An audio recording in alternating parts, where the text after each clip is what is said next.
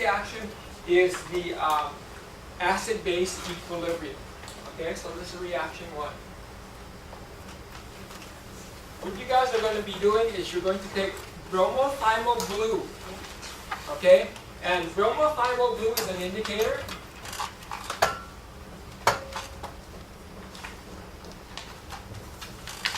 Under acidic condition, it's yellow. Under neutral condition, it's green. And under basic condition, it's blue. Okay? So the indicator tells you whether you have acidic, neutral, or basic conditions. Now, I'm not going to draw the formula for bromothionyl blue because it's too complicated. I'm just going to represent it by this. H, I, N, D. It's an indicator, so that's what IND means. It's an acid-base indicator, meaning that the hydrogen can pop in and out. It's like an acid. In water, this guy will dissociate. Dissociate just means it's split up to its ions, to hydrogen ions, and indicator. Okay, that's the reaction that you guys will have. So that's the reaction that you guys will be studying. The steps that you guys will be doing is the following. If you go to your lab book, you might want to write this in your lab book. That way it's in your lab book as you do the experiment. So go to page 189. And on the margin, you can just draw these things. You guys are going to take a test tube. You're going to fill it with water, deionized water. Always use deionized water. Okay, so make sure you take a test tube, fill it with deionized water. The other thing that you guys should know is that the Burrell pipette that you guys are using are calibrated. If you look real closely, there's going to be lines in these Burrell pipettes on the stem. It'll tell you whether you're adding 1, 2, or 3 milliliters based on these pipettes. Because sometimes the volume will be necessary when you do this procedure. Anyway, you have filled the test tube, and then you add to this, okay, using your Burrell pipette, 2 drops. 2 drops of bromothionyl blue.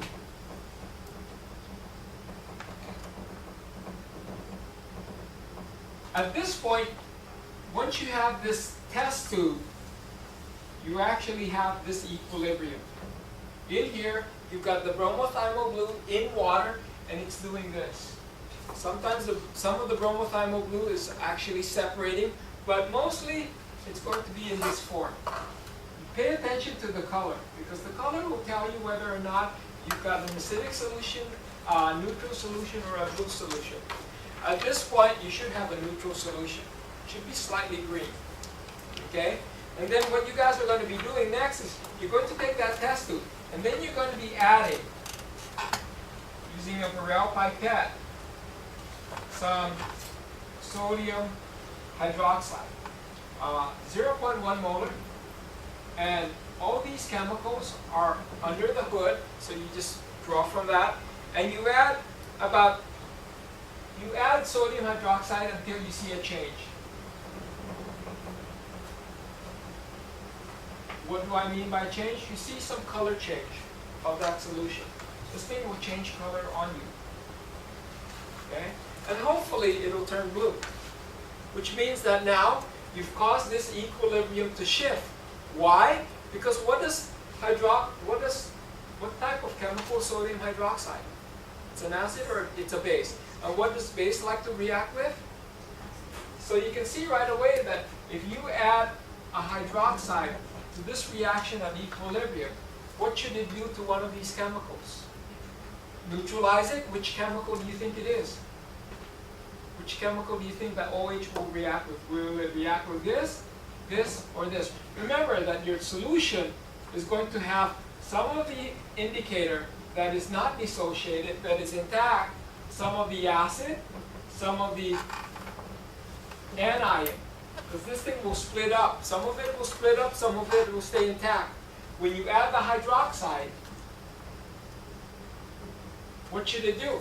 It'll react with the acid. Which chemical is it going to react with? The hydrogen ion. So it's like removing that, right? It's decreasing that concentration. And according to LeChatelier's principle, according to what we talked about, if we remove a product, which direction should this equilibrium shift? Should go to the right and make up for that deficit. And if it's going to the right to make up for that deficit, then you should see the color indicating that. Okay? You should see a color that indicates that. So you add sodium hydroxide until you see a color change, and then you add 2 more drops. Okay, that's what it says. Add 2 more drops. And then this eyeball that you see means reported in your lab book, or the color change or whatever you see. And pretty much halfway there. The next thing you want to do is you want to take that test tube, and instead of adding base, you take that test tube and you add acid again. Okay, you add acid, and in this particular case, so you take this test tube, you add acid, it's 6 molar HCl, okay, and you add it dropwise until you see a change. And then, of course, you record that change. And so you can see right away that this is the main reaction that we're investigating. By adding acid, what do you do to one of these chemicals? HCl is an acid. It will break up to H plus Cl minus. So you can see that HCl will increase that guy, which causes an excess on the product side, which means that the reaction should shift in what direction? To the left, to the reactant side. And that's what you should see here. Okay? You should see a color change indicative of the reaction again shifting to the left. And then finally, the last step is to repeat this procedure right here. You go back to that test tube and add base again, and then see if you can shift it to the other direction. Okay, so that's all you do. You take a test tube, you add water, you add 2 drops of bromothiamyl blue, you add sodium hydroxide until you see a change, you record it. You add acid until you see a change, you record it. You add base again. And that's it. Now, there's a slight modification.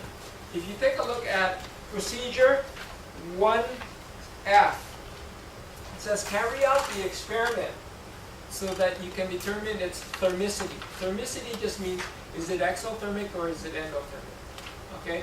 So the way you want to do this is just take this test tube that you have right here and stick it in some hot water or some cold water. Because that will tell you whether or not it's endothermic or exothermic. If you put it in warm water, so that means that you guys are going to take a hot plate, put some water in a beaker, and just warm it up throughout the experiment. If you stick it in warm water and you start to see this color, then you know that the reaction is probably shifting it towards the basic side. Okay? And if it's in the basic side, then you can tell me which direction, whether this reaction as written is going to be endothermic or exothermic. If you see this color, then it's probably under the acidic side. And then you can tell me where to put the energy in this reaction. So when you put it in warm and cold water, you eventually want to tell me, this is ice cubes right here, okay?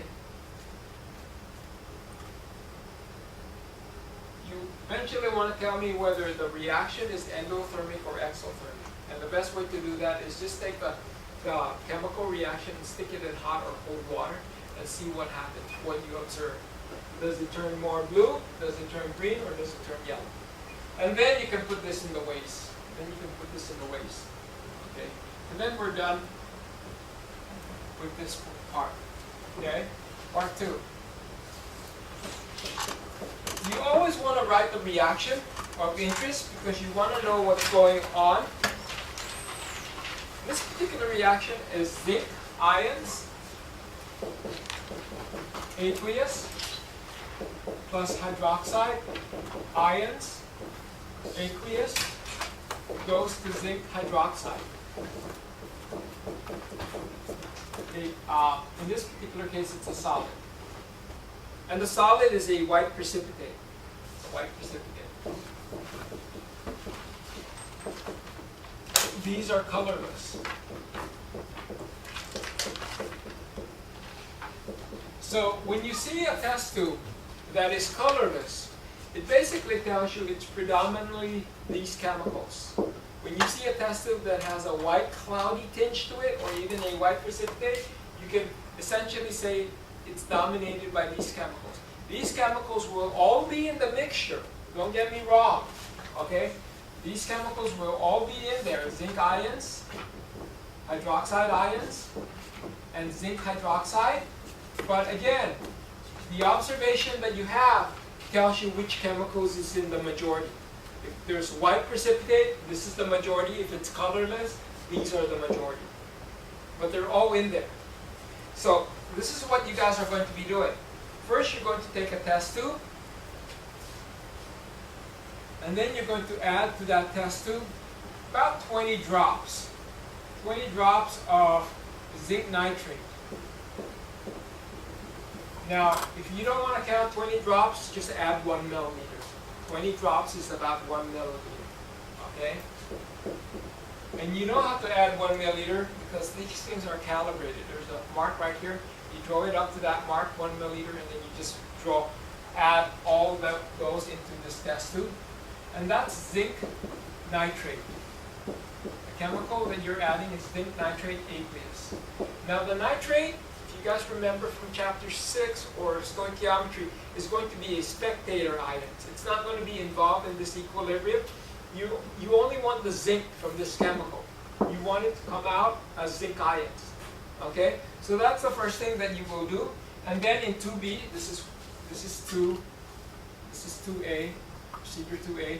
Then 2B, according to the direction, you guys are going to add, sorry, I forgot. To the zinc nitrate solution, sorry, jumped the gun, you also add 1 drop of sodium hydroxide. And this is 6 molar sodium hydroxide, so it's very concentrated. The hydroxide here and the zinc here will form this equilibrium. So by the time you finish this first part, you now have this equilibrium. You have some zinc, you've got some hydroxide, and those two are forming zinc hydroxide. Don't be surprised if you see a little bit of white particulates in the test tube. Okay? Then in 2B, what you guys are going to be doing, the next step, is you're going to take that test tube and then you're going to be adding hydrochloric acid. And again, you can see that from this equilibrium,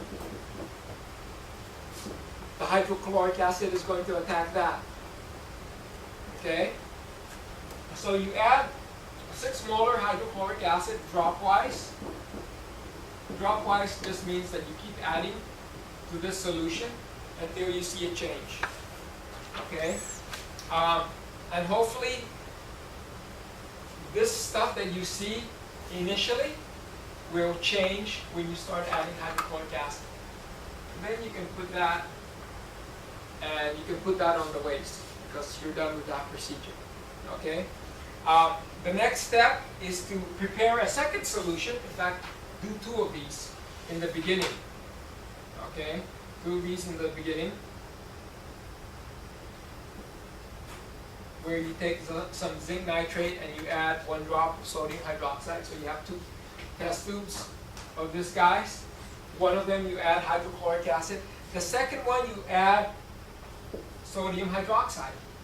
So you take that test tube with a Burrell pipette, you add additional sodium hydroxide. Okay? Until you see, again, a change in here. What you can do now is, in each of these experiments, I've sort of modified it, so you have to determine the thermicity. Is this endothermic or exothermic? What you want to do is, of course, put this in hot and cold water.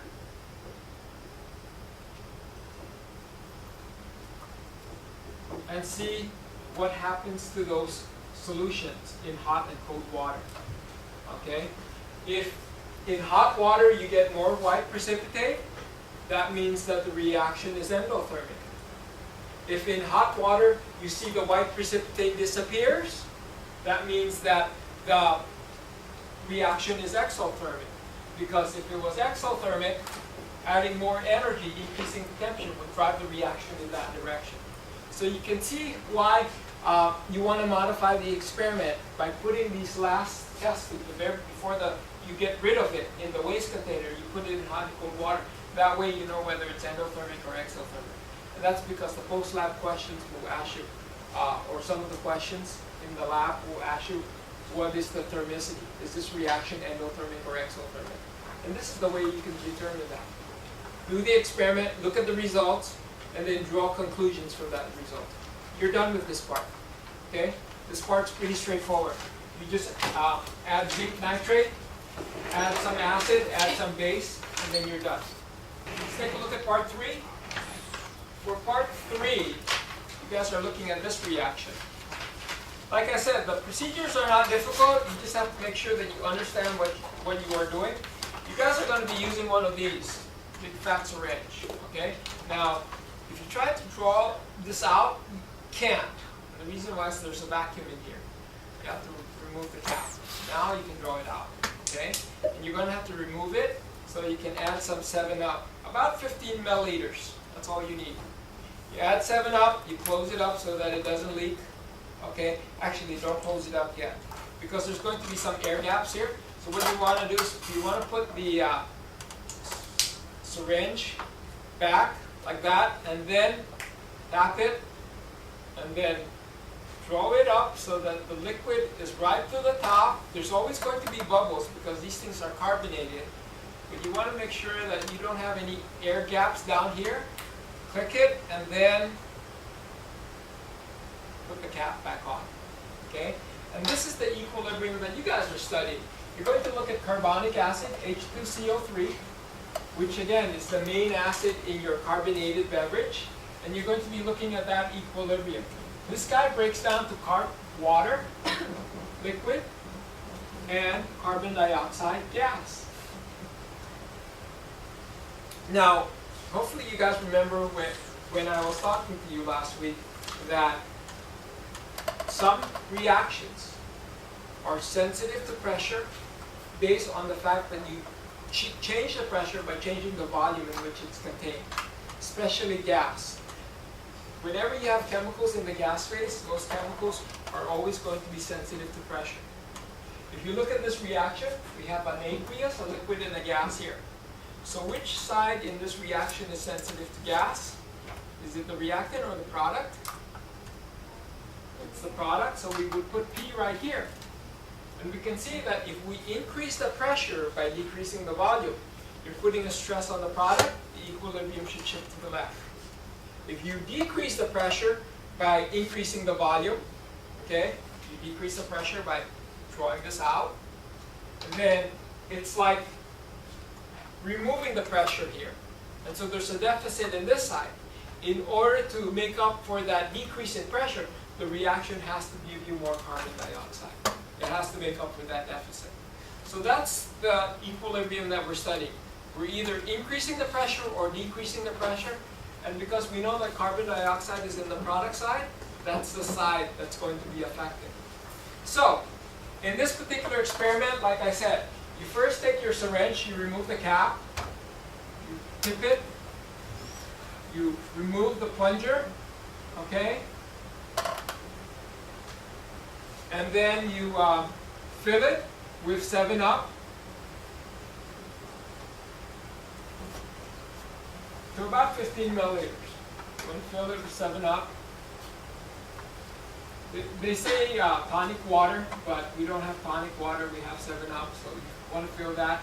And then of course you guys want to tip this upside down, and you want to stick the plunger in here, and you want to draw that in so that the air bubbles are gone. Not the air bubbles, but the air gap is gone. So then you tip it here, with this gone, so that there's no air gap. And then you close it, okay? No air gaps. And then you close it. And at this point, your syringe should look like this. Okay? And you put some 7-Up in here. This is, of course, closed. You want to increase the pressure by pressing on that plunger. And then you want to pay attention to the bubbles inside. Does the bubble increase or does the bubble decrease? And the bubbles is an indicator of carbon dioxide. Okay? So if you increase the pressure, you can see that you're affecting this side of the equilibrium. You should see that the reaction should go in what direction? To the left or to the right? If you increase the pressure. Which direction? Should it go more towards the reactant or more towards the product? Well, see, we're increasing the pressure here, so it's like putting a stress on that side. Oh, okay, good. So it has to go to the opposite side. What you should see is less carbon dioxide. Okay? Now, if you decrease the pressure by drawing this out, so the second step is here increase pressure.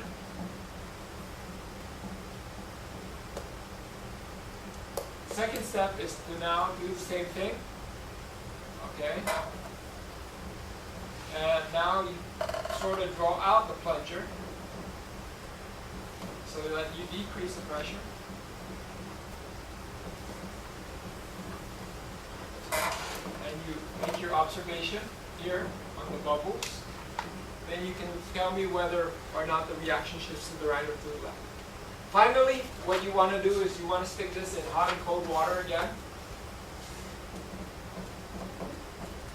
And see whether or not you get more bubbles when you stick it in hot water or cold water. And then you can tell me whether or not energy is a reactant or energy is a product. Okay? But you guys should already know this from lecture. You should already know the solubility of gas and whether it's exothermic or endothermic. Okay? So I won't tell you that. Hopefully you guys will discover that in your experiment if you haven't already learned it in lecture. That's number 3. That's number 3.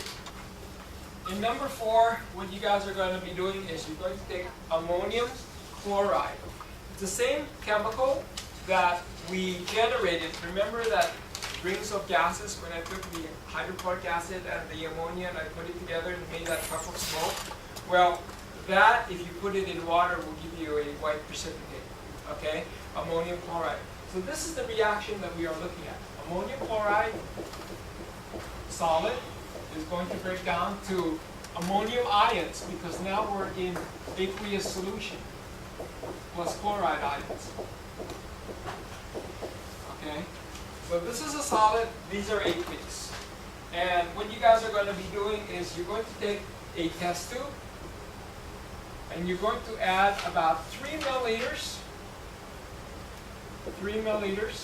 of NH4Cl saturated solution.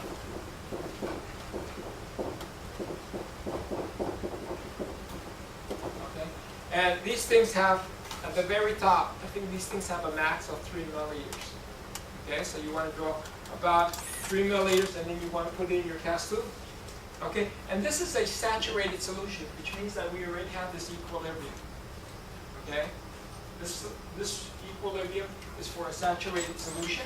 What you want to do next is you want to add to this about 1 drop of hydrochloric acid. You want to add about 1 drop of HCl. Now you can see that HCl is an acid, but the hydrogen part is not the important part of HCl. Because HCl will break down to H plus Cl minus. And you can see how this chemical affects that equilibrium. Okay? It basically, it changes the chloride ion concentration. Then you want to take this test tube and then you want to stick it in warm water. Okay? You want to stick it in warm water. And you want to see what happens to this precipitate that you have. You got some warm water here. And if it dissolves, then that means that this reaction is endothermic. Because hot water, endothermic reaction means that this reaction will move in the forward direction. If you get more precipitate, then that means that this reaction is exothermic, because warm water will drive exothermic reaction in the reverse direction, and you should see more precipitate. So that's the step that you want to do. You want to do one more here. You want to take that test tube now, and you want to put it in cold water. And there's a bucket of ice back there, so you want to create a hot and cold water bath. Okay? And you want to see again, you want to see whether or not you form a precipitate or not. If in one direction in warm water the reaction moves in a forward direction, then in the cold water it should go in the reverse direction. Okay? And that pretty much is done for this. The very last thing that you want to do is prepare, take a test tube, add some solid, use a spatula, okay? Add some solid ammonium chloride, NH4Cl solid, into that test tube. Add water to this test tube with your water bottle, and start dissolving this. And then as it dissolves, this is the last thing that you guys want to do. You want to wrap your hands around this right here, and you want to feel whether it gets warmer or colder. Because if it gets warmer, it's another sign that this reaction is exothermic. Because if it gets warmer, that means that the reaction is generating heat.